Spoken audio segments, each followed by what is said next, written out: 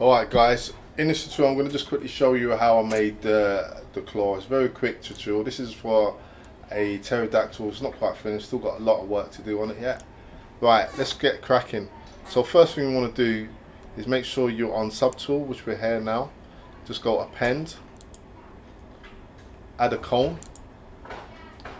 Let's zoom down a bit so we can actually see what we're doing. Excuse the noise out of the background, some kids are playing outside. So if we click W and let's just move this across, and then if we just click on this icon here,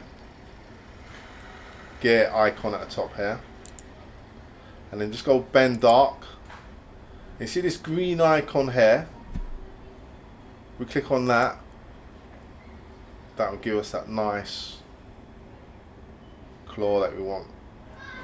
You can do other stuff with these modifiers. For example, you could, if you want to create other shapes, you can just have a play with it and you can do some other shapes.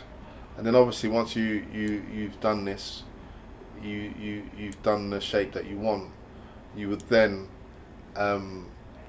merge it to the object and then continue sculpting. So it's just a quick tutorial, hope it helps.